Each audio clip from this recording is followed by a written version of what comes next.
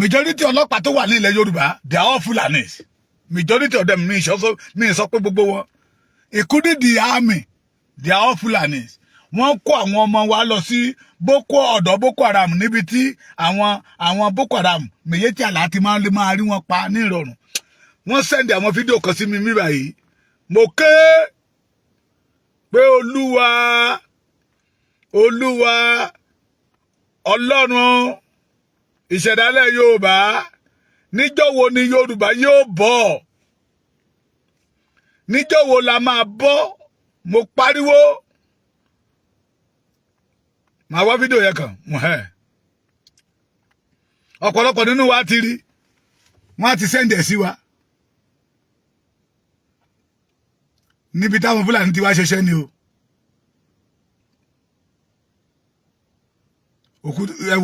Òkú tó ti jẹrà tápa sínú igbó. Ṣẹ́rí ó kó ọmọ èèyàn. Ṣẹ́rí ń wo òkú yẹn náà wá ń gbé sínú mọ́tò. Ẹ tí ì rí nǹkan kan o. Ṣẹ́ ń wo kó ọmọ èèyàn. Ṣẹ́ ń wo kó ọmọ èèyàn. Ṣẹ́ ń wo ọ̀pọ̀lọpọ̀ nínú ẹ ti jẹrà, ó ti ń rà ló kó ọmọ ènìyàn. Ṣẹ́ rí. Ṣẹ́ ń wo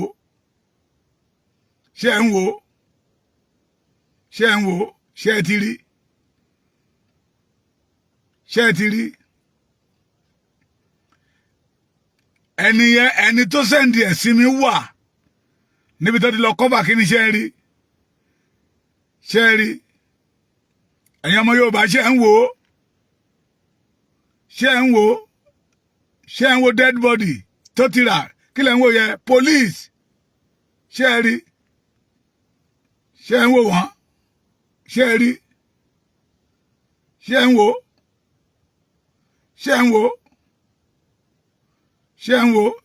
ń wò. Ẹni yẹn sẹ́ndì ẹ̀ sí mi, ó wà ń bẹ̀.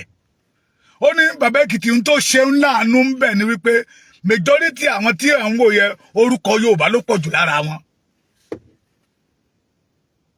Ó ní gbogbo kan tó bá kó wọ́n yí ojú wọn bolẹ̀ ní o korúkọ yẹn má bà wọn. Ó ní but òun wà lá kì í ṣe pé wọ́n sẹ́ndì fídíò yẹn sí un. Police officer lẹ́ni tó sọ̀rọ̀ tó sọ fún mi o. Yorùbá ẹ̀ fúnra. Àwọn Fúlàní ń búramúramù lójoojúmọ́. Àwọn Boko Haram tó ń pààyàn, Miyetti Allah tó ń pààyàn, wọ́n ń sọ fún wa pé àwọn freedom fighter wọn ni. Ogun wo làwọn dojúkọ lọ́dọ̀ wọn lọ́hùn. Tó fi jẹ́ pé ilẹ̀ Yorùbá náà ń dorí kọ.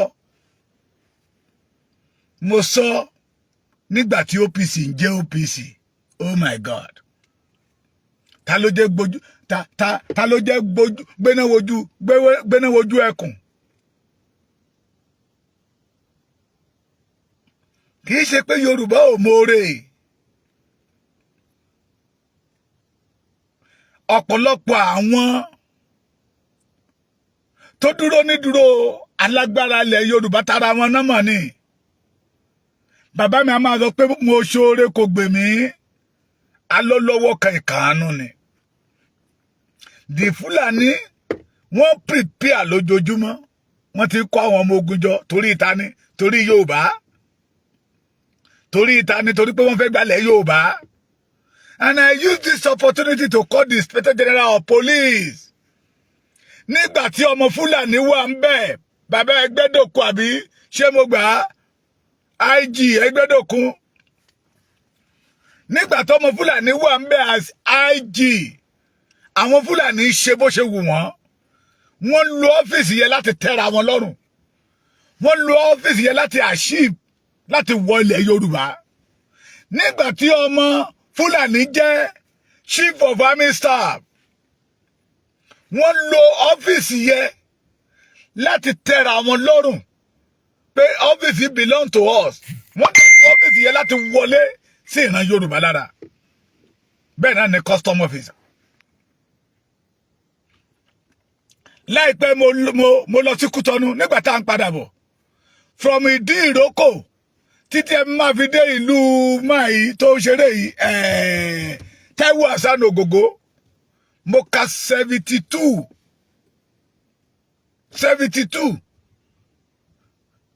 àwọn tó dẹ̀ jẹ́ olórí wọn bẹ̀ they are all Fulani under the government of the Yorubas but nígbà tí tiwọn Buhari yí wọn padà ó kó àwọn ọmọ wọn ẹ̀bẹ̀ so wọ́n á lè ní ọ̀pá lórí Yorùbá sir the Inspector General of Police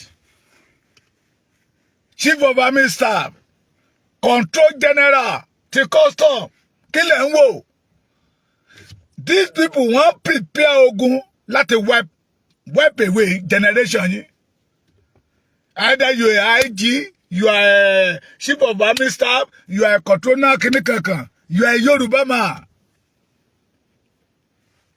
ni mo fi ní pé àwọn tó ń gbọ́ ẹ má jẹ́ awo bẹ̀ ohun tó yẹ kí Yorùbá ó ṣe ló yẹ ká ṣe ká lè defend ilẹ̀ wa àwọn tí gọ́vnà Báwo lọ pè nígbà tí wọ́n pa ọba méjì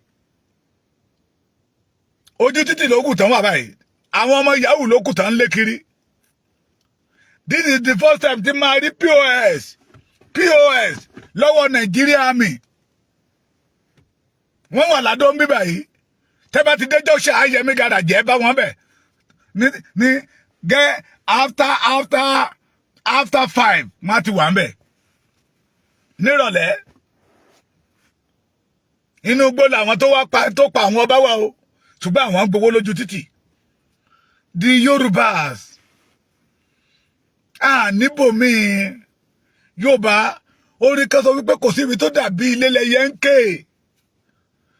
either you are a billionaire you are a trillionaire you are sedlier ni you are a Yoruba man tá a bá ṣì wà ní ọ̀dà Nàìjíríà ẹ̀rú ni wá torí pé wọ́n ti ń fi yé wa wípé this country belong to them wọ́n dẹ̀ ń wùwà pé lóòótọ́ àwọn làwọn ní country we must do something làwọn kan fi jáde síta àwa tá à ń rìn káàkiri that is why we are rejecting the Nigeria Army the Nigeria Police torí àdàlú wà láàrin wọn and I thank God for the kábíyèsí mi ò fẹ́ dárúkọ kábíyèsí yẹn for security now tó sọ wípé nígbà Buhari almost 5,000 Boko Haram ló kó sínú Nigeria Army àwọn tó kó sínú ọlọ́pàá wọ́n kó wọn sínú ọlọ́pàá wọ́n wá kó wọn bọ̀ ní ilẹ̀ Yorùbá now àwọn tó ní nọ́ọ̀tì wọ́n ti wá jáde sí pé Boko Haram ni freedom fighter àti tiwa àti Miyetti Allah Boko Haram Miyetti Allah freedom fighter àti tiwọn ni freedom fighter àti tiwọn ni wọ́n dẹ̀ ti kó wọn sínú Nigeria Army Nigeria Police so what do you expect the Yoruba kí là ń retí ìbéèrè ni o ẹ má bínú ẹ̀yin bàbá mi o ẹ̀yin ìyá mi o kí là ń retí so mo lè sọ pé 90% of the Nigeria Army Boko Haram Miyetti Allah freedom fighter for the north ni wọ́n kí ló dé tí àwa Yorùbá ò prepare kí ló dé ọmọ ọlọ́gbọ́n ni wá ọmọ olóye ni wá kí ló dé mistake táwọn bàbá wa ṣe lánàá kí ló dé táwọn náà tún fẹ́ rọ sínú ẹ̀ lénìí kí ló dé tọ́mọ Yorùbá bá wà ní ipò kì í rántí ilé kì í rántí ọjọ́ ọ̀la kì í rántí àtúbọ̀tán ìgbà tẹ́ bá wá kúrò ní ipò tán ẹ wá máa sọ ọ̀rọ̀ bí ọlọ́gbọ́n bí olóye ìgbà tẹ́ wà ní ipò tí ẹ lè ṣe kẹrin ìran Yorùbá lọ́wọ́ ẹ ní ṣe tẹ́ bá wá kúrò ńbẹ̀ tán tẹ́ bá wá gbé máìkì sí yín lẹ́nu ẹ wá máa sọ̀rọ̀ bíi pé ẹ̀yin lẹ́gbọ́n jù bẹ́ẹ̀ dẹ̀rí ẹ̀dẹ̀ ti wà ní ipò yẹn you did nothing for the Yoruba race.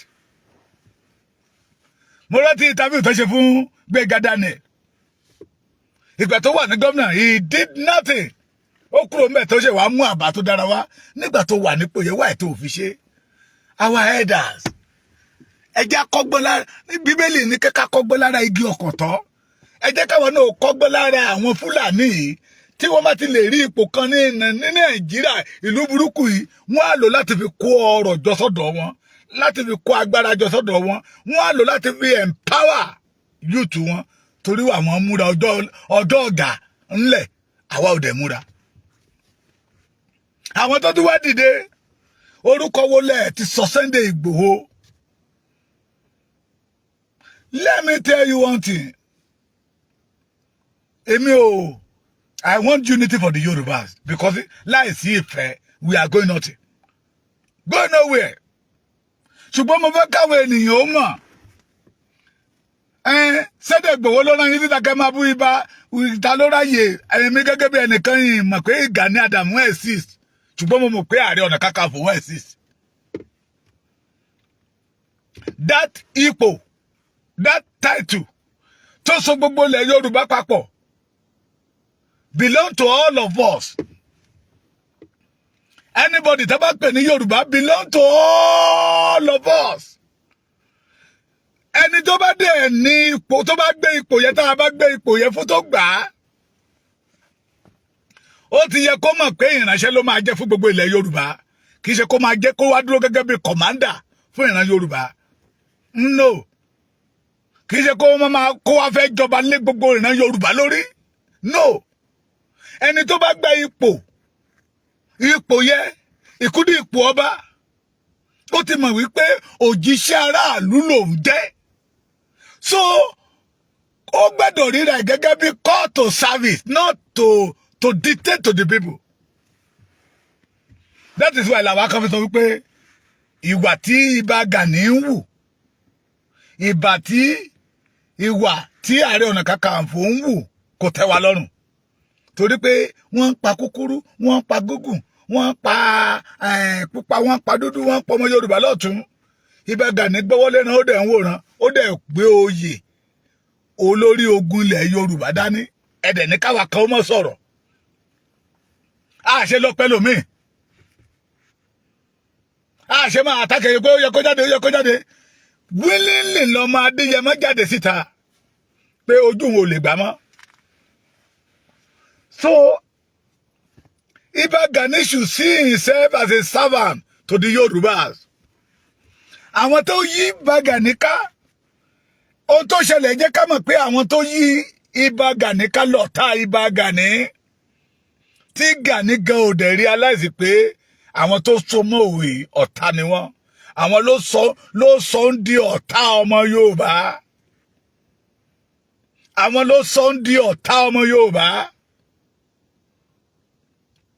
I'm not a baby. Sunday Igboho lè ní kí jáde síta pa bàbá Èkìtì. Ẹ lọ bú ẹni bẹ́ẹ̀ kò tí ẹ fẹ́.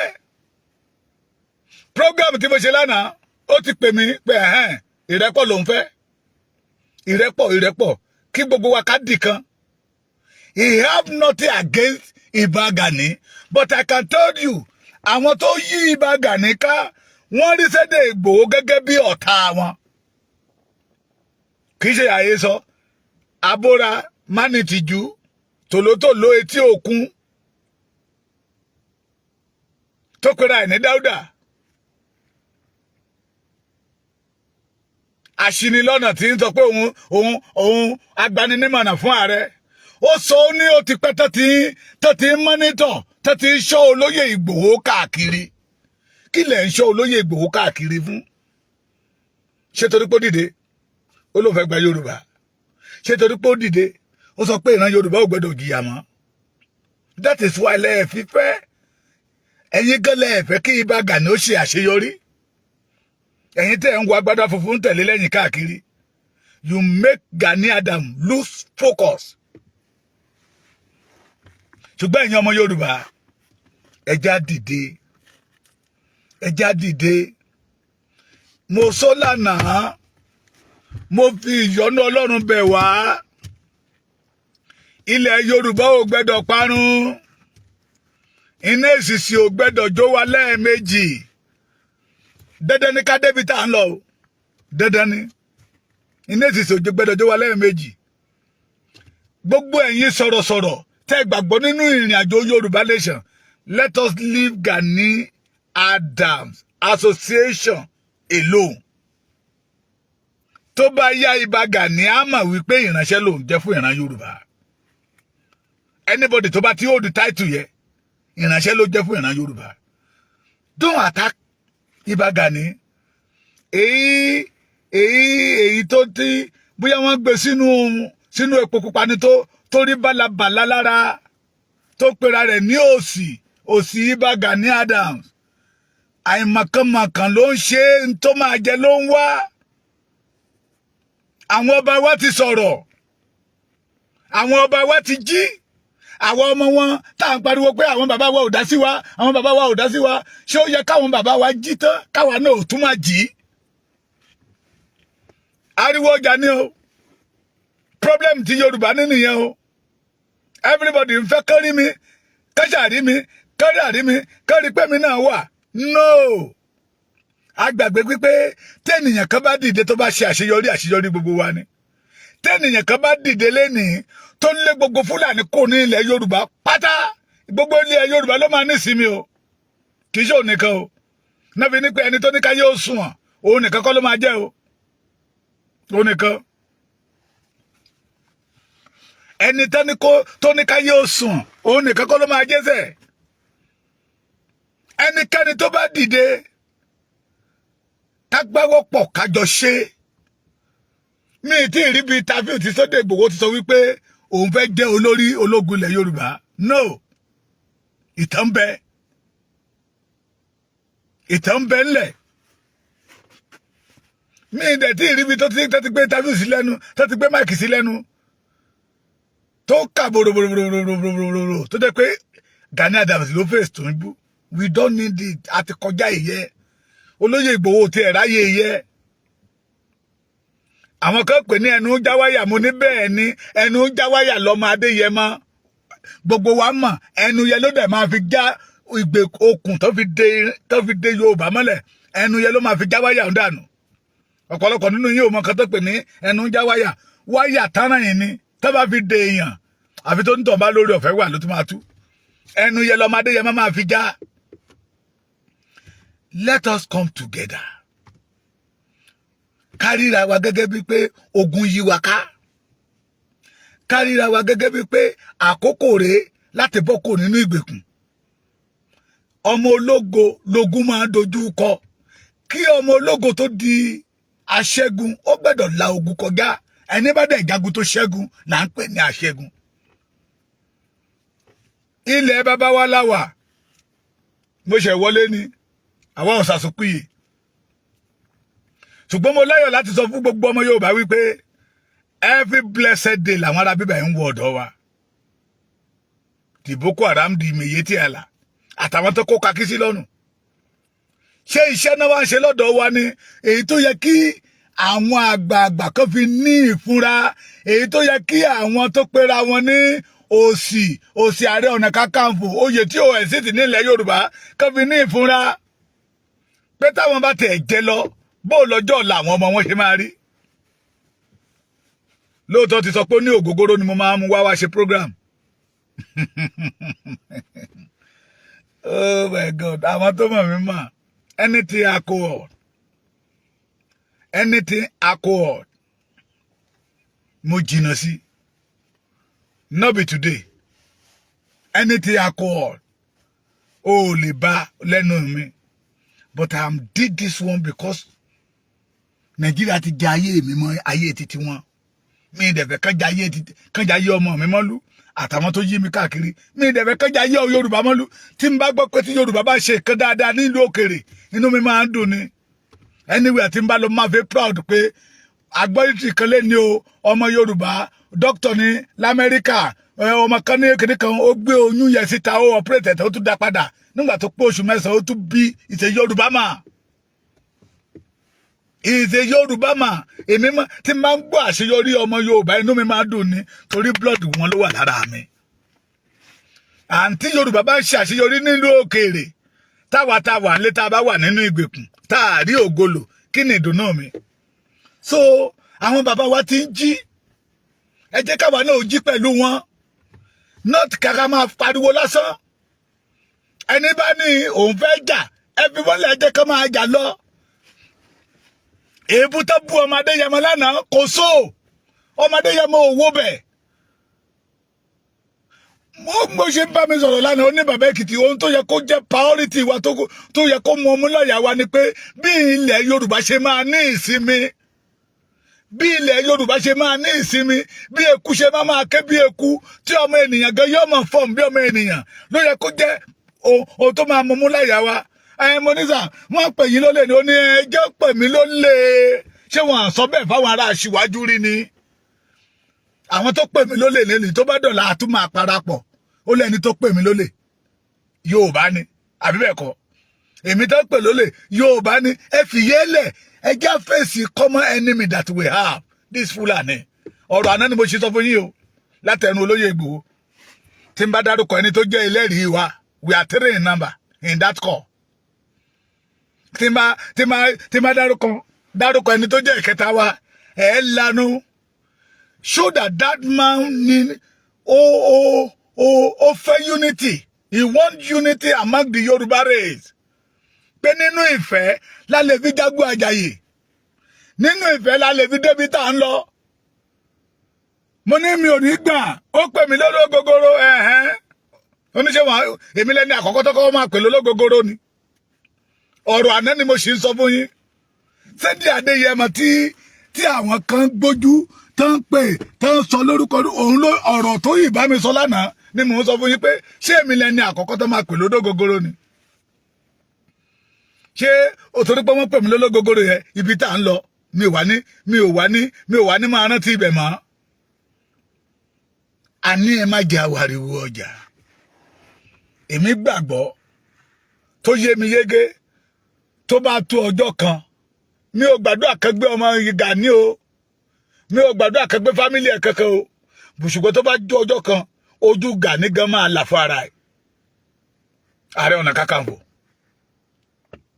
tó bá tó ọjọ́ kan wèrè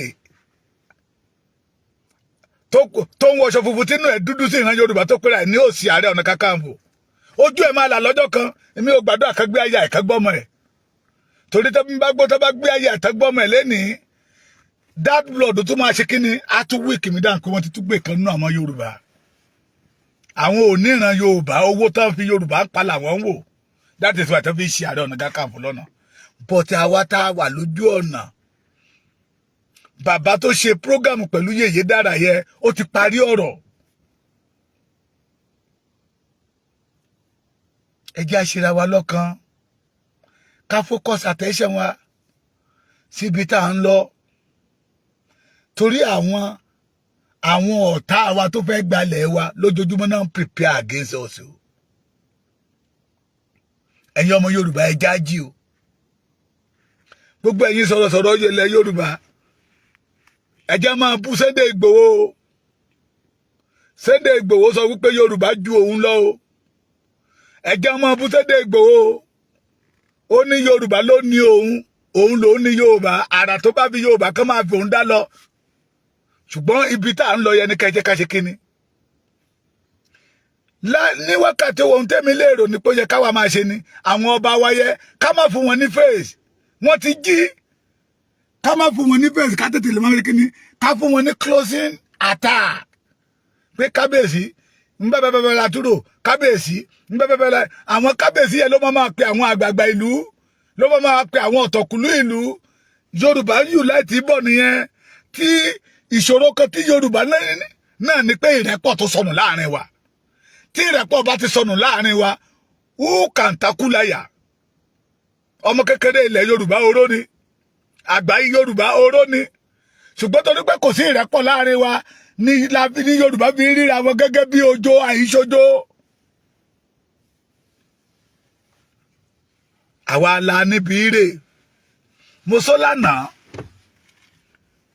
a fẹ́ padà sí orísun wa tó sun adùn tó ń sun oyin tó sun ìfọ̀kànbalẹ̀ fún ìran Yorùbá Nàìjíríà ò fún wa ní ìfọ̀kànbalẹ̀ ìbágbépọ̀ àwa àti Fúlàní ogun ni tí àwọn tá a bá dẹ̀ ń wò gẹ́gẹ́ bí aṣíwájú ogun that they say that they not ready to fight kí làwa tó kù ń wò mo sọ nígbà kan Fúlàní OPC ilé tó àtàkì mi lẹ́kìtì mi báyìí mo ní má bínú màá wíṣì kan gbé ìyàwó ẹ kan gbé ọmọ ẹ tẹ́ bá gbé ìyàwó ẹ tẹ́ gbé ọmọ ẹ wàá mọ̀ bó ṣe rí lára ènìyàn ẹni tí ò jó ń jẹ àná kánú tí ò ní 5 naira lọ́wọ́ kádédé sọ pé kó lọ mú 5 million wá tí ò dẹ̀ síbi tó ti máa rí tọ́dẹ̀ fún ní time pé we give you 3 hours tí ò síbi tó ti máa rí á mọ̀ bó ṣe rí lára ènìyàn ó ní mò ń ṣépè fún èpè kọ́ àwọn tó gbé fámìlì wọn ohun tó ń là kọjá káwa náà ká nípa àtìpé nínú ẹ̀ kí irú ẹ̀ má bàa ṣẹlẹ̀ mọ́ ẹ̀yin tínú ń bí ẹ̀jẹ̀bù rẹ̀ bí àwọn bàbá wa ṣe máa ń sọ awo olùgbẹ́bẹ̀ ẹ̀yin tí ẹ̀ ní ìfẹ́ Yorùbá tó jẹ́ pé ẹnu lásán ó tẹ́ máa fi àràtẹ́fẹ́ fi Yorùbá dání ká máa fi Yorùbá powó ẹ̀jẹ̀bù rẹ̀ awo olùgbẹ́bẹ̀ ṣé ẹni tí ènìyàn bá ní nǹkan lọ́wọ́ kì í mọ iyì ẹ̀ tí ènìyàn bá ní nǹkan lọ́wọ́ kì í mọ iyì ẹ̀ ó dìgbà tó bá pàdánù tó níyẹn gbàyẹ ló tó máa mọ̀ pé gbàyẹ ló máa tó mọ̀ tó ń pàdánù nǹkan bọ́dà mi sẹ́dẹ̀ ọlábíyí àgòrò yóò dára fún yóò ní tìyìn ẹ kú ojúmọ́ ẹ já dìde àná làwọn là ń pariwo àwọn ọba wa ò dìde àwọn olórí wa wọ́n ti dìde ẹ já túbọ̀ ṣe kíni ká súnmọ́ wọn tipẹ́tipẹ́ lèmi fi pariwo pé orú àwọn ọba yẹ ògo kan tó sọ lára ògo tó sọnù ní ilẹ̀ Yorùbá Ọlọ́run ti dá padà ẹjẹ́ ara rédíò yẹ ká lọ máa pèsètè fáwọn ọba yẹ àtàwọn àgbààgbà tá a bá mọ̀ pé wọ́n máa wúlò fún ìrìn àjò tá a gbé dání pé bàbá lára ògo tó sọnù rèé ó ti padà dé ohun tí èmi fi dúpẹ́ lọ́wọ́ àwọn leadership forum nìyẹn wọ́n kóra wọn papọ̀ wọ́n build rédíò yẹ wọ́n build station yẹ tí Nàìjíríà gọọmenti kan ò lè lágbára lórí ẹ̀ ìbẹ̀dẹ̀ láti lè ní máa gbóhun tó ń lọ. You're welcome Wọlé Omilabu ibẹ̀ láti lè gbóhun tó ń lọ. kára mo ti méjì ọba tó pè mí lánàá bàbá mi kan pè mí pé kí bàbá Èkìtì òun wà lọ́dọ̀ kábíyèsí jọ́wọ́ ni máa ráyè báyìí kábíyèsí fẹ́ rí mi iṣẹ́ tí mo ṣe lọ́wọ́ mo gbàgbé ìgbà tí máa rántí máa pé wọ́n láwọn ti wà ní pé táwọn bá tún padà wálé irú ọba yẹn tá a bá lọ sọ́dọ̀ wọn kágbé rédíò yẹn dání ṣe báwọn tẹ́lẹ̀ àwa là ń pariwo àwọn bàbá wa ò dá sí àwọn bàbá yẹn ló ti pè wálé ní nígbà táwọn bàbá yẹn ti rí pé lóòótọ́ ogun ń bọ̀ lọ́nà wàhálà ń bọ̀ lọ́nà táwọn ti rí ṣé àwa tá ń pariwo ń gbà yẹn lọ́wọ́ ó yẹ ká wá jẹ́ kí abóra má ní sense kẹ́kọ́ kó wá dà fáàtì wa kúrò lójú ọ̀nà yẹn no èmi ò jáde láti wá ṣe kẹ́ ìbú èmi ò jáde láti wá bọ́mọ Yorùbá jà èmi sọ wípé agbára tí èmi ní mo wá láti wá láfi bá ọ̀tá Yorùbá jà ní ọ̀tá Yorùbá tí ó jẹ́ Fúlàní àwọn tó fẹ́ gba ilẹ̀ Yorùbá tó fẹ́ gba ọjọ́ ọ̀la Yorùbá lọ́wọ́ Yorùbá tán pọ́n yìnrán Yorùbá lójú agbára tí èmi ní àwọn lèmi máa fi dojú ìjà kọ kí èèyàn kan sọ pé ẹni ẹ pè mí lánàá ní I don't like it ẹ ń ṣe program ẹ̀ mẹ́sàn Yèyé Dára mo níṣẹ́ ẹ̀mọ̀ pé bí Yèyé Dára ṣe jẹ́ sí mi ẹ̀jẹ̀ mi nì ọmọ Èkìtì ní àwa yìí jàjà àjàdí jù ìjà ló dé lọ onídòwe kò yẹ kí n máa bá ṣe ó yẹ kó rí bẹ́ẹ̀ ṣe kì í ṣe Yorùbá agbára tí èmi ní bọ́dọ̀ látọmọ Yorùbá kan bá dẹ́ra bàbá Èkìtì gba 100 million owó tó parọ́ yẹn lọ rẹpẹtẹ yìí ní wo bẹ̀ Fúlàní ní ọ̀tá ẹyọkan tí mo ní let us unite tábà unite dáadáa a máa ṣí Fúlàní nídìí a máa ṣí wọn nídìí wọn á sáré wọn máa bèrè orúkọ ìmí lọ́wọ́ wọn kò ní dámọ̀ orúkọ ẹ̀ bọ̀tí wọ́n ti rí wípé ìmọ̀ ìṣọ̀kan ò sí láàrin Yorùbá ó fún wọn lórí ọ̀fẹ́ láti máa lo divide and rule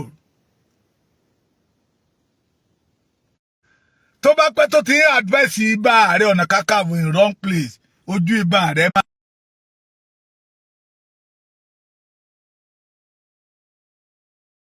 wọ́n ti ń flag ní ìdẹ̀ṣẹ̀kẹ́ èébú àwa ò jáde fún èébú ìrẹ́pọ̀ tí olóyè ní ká máa pariwo olóyè ò pé olóyè Ìgbòho sọ wípé òun ni olórí ogun ilẹ̀ Yorùbá ohun tó ń dúró fún ni pé kí olóko lè roko kí ìran Yorùbá bá lè nísinmi The only enemy that Yoruba have is Fulani. Ìbágbépọ̀ wa àtàwọn òṣè wa lóore. Àwọn bàbá wa ti jí. Ẹ jẹ́ ká wa náà jí pẹ̀lú wọn. Ẹ má jẹ́ ká fún ariwo ọjà láǹfààní láti mú wa lose focus. Ohun tá a máa pariwo ọ̀nà bí ìran Yorùbá tètè máa rí ògo rẹ̀ lò tá a máa rí ilẹ̀ wa gbà tí orílẹ̀-èdè wa máa dúró. That we will be able to conquer the enemy that we have. Òun náà ní Fúlàní. Ẹ lọ wò tá lẹ́ni. Majority àwọn tó ń ṣọ̀kadà ní ilẹ̀ Yorùbá Fúlàní ni. Ní ọ̀dọ̀ wọn lọ́hùn. Wọ́n rán àwọn ọmọ wa níṣẹ́ ikú. Wọ́n kó àwọn ọmọ títí wọ́n wá sísàlẹ̀ ń bíbà yìí. Wọ́n fi AK-47 tẹ́tí wa ní ilẹ̀ bàbá wa. Ó yẹ ká unite. Tá a bá unite, we cannot reject this offer. Wọ́n mọ̀ fẹ́ bí pa ìran Yorùbá ní náà fi bọ́ sí oko wa náà lé àwọn àgbẹ̀ wọlé. My name is Aki Anabi. I'm a video director and TV producer of Akomolowe on African Magic. Keep watching Drivetv. Olólùfẹ́ Drivetv àti gbogbo ẹ̀yin tí Fẹ́mi Sola ẹ máa wo Drivetv. Keep watching Drivetv. My name is Wole Agba. Taking this time out to tell you all that you keep watching Drivetv. What drive ẹ̀wọ̀ ní ògo ẹ̀? What drive ẹ̀wọ̀ fulfilment? What drive ẹ̀wọ̀ bí tó bá lọ? Ó ní iṣẹ́ rìn. Ibi ni kò máa wò Drivetv. Thank you. Chloe. Drivetv. Driving you around the world.